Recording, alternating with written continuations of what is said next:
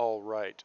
Part 2 of the lecture for this week is going to cover a few additional items that I have just now added to our week 4 page. There is a ton of information that I'm throwing at you guys for this week, and even if we had had our full normal week of schedule, it still would have been an overwhelming amount of info to kind of give you. So I apologize for that, but I'm going to try to cover as much as I can so that you don't feel sort of just lost at sea and thrown to the wolves at the same time. Wolves in the sea. It's a terrifying thought. All right, I've added the sample literary analysis essay, and I've also added how to write an arguable thesis.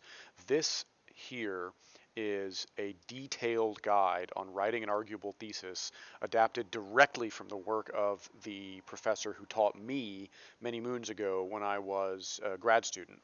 And his lessons were excellent, so hopefully this works pretty well.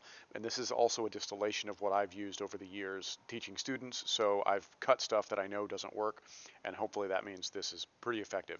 So this will kind of walk you through what an arguable thesis is, and I know I sort of explained it in part 1 of this video, but this will give you some specific examples, including one from A&P, and with which we are familiar. With which we are familiar. I say which instead of which. I need to work on that. And it uses that story to show you a template. X is more Y than Z. Didn't think you'd be doing algebra today, but here we are. And I use a few stories, including the Hunger Games, to show us a couple of templates we can use to come up with an arguable thesis. Basically, the goal of having an arguable thesis is to have something to say. In class, we've talked about how we're trying to get to the conflict of a story, and on that note, whatever story you pick to write about, it's a really good idea to use the method, or sorry, my mic cut out there. I don't know exactly where it cut out. The point of this document is to show you a couple of good templates to write an arguable thesis so that your essay doesn't just read like a book report, so that you have something to say, a how and a why. So take a look at that. It's a good idea, and it's also good guidance for Comp 2. The other new element I've put on here is the sample essay, which is a really good template for you. I wanted to go over each of the stories in brief regarding the major themes and elements and maybe what you could look for as you're sort of analyzing them. First of all, it's hard to do that without just giving away the ball game, because I want you to be able to kind of discover things on your own, which means it's a good idea to use Burke's Pentad or the method, both of which we've used in class on those stories. But honestly, I'm just going to tell you to Cliff Notes them. And I know I'm the worst teacher in the world to do that, but we just don't have time. I could make like an hour-long video over each one of them, but ain't nobody got time for that. As far as which means I don't want to make you, read through that much or sit there for that much of my jabbering at you. I already do enough of it. Honestly, take a look at some Cliff Notes websites for these stories to help familiarize you with the major tropes, the symbols, the conflicts, some brief character sketches. The only thing I'll say is do that after you've read the story. Do it after you've read the story. Take down your own impressions, maybe perform the method, maybe take just a few notes. Ooh, this might be a big symbol. Oh, what does this mean? That's an anomaly. Remember, question 4 in the method is anomalies. And then do some Cliff Notesing.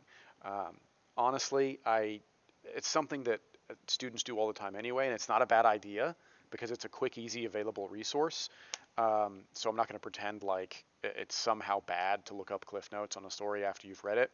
I will say, however, never use it as a substitute for reading and thinking about the story on your own, right? So make sure you're coming up with your own material as well. But in lieu of really long lectures over all of these stories, I will say, honestly, just look them up, take a look at some Wikipedia or some Cliff Notes. And the reason I recommend Wikipedia is because we're not looking for specific cold hard facts. If we were researching like the battles of the Civil War, I would not tell you to look at Wikipedia, because although it's probably 99% accurate, you never know because it's open source. But since we're talking about fiction stories and any opinion about them is valid if you can support that opinion with evidence, I don't really care if Wikipedia says something crazy out of left field when it comes to the stories, because you're not going to, like, for example, if they say that Sammy's an alien, the example I gave when I was showing you how to structure a paragraph for RSA, obviously you're not going to use that idea because you know that you're not going to be able to support it. So take a look at your story of choice and then do a little bit of homework on it to help you familiarize yourself with major elements. The last thing that I have added to our page is on the assignment sheet. I told you that I inserted a page break and then gave us that demo paragraph, which I showed us how to write in part 1 of the video, which I showed us how to write.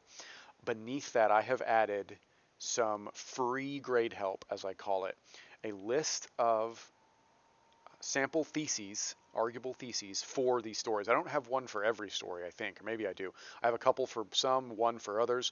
These are all perfectly fine arguable thesis ideas for these stories. Often an arguable thesis can go either way, as with the use of force, and we can say the doctor is ethical, the doctor is unethical, but also, probably more often, an arguable thesis is the more arguable of one side. So, for example, if I say the Earth is round and you argue with me and you say, no, the Earth is flat, well, your argument is more interesting because it's harder to pull off. We have an overwhelming amount of data showing the Earth to be round, so if I say the Earth is round, who cares?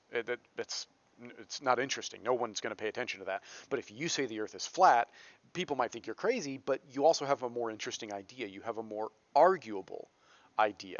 So that's just kind of in a nutshell. You want an argument in there, and all of these have an argument. So take a look at these.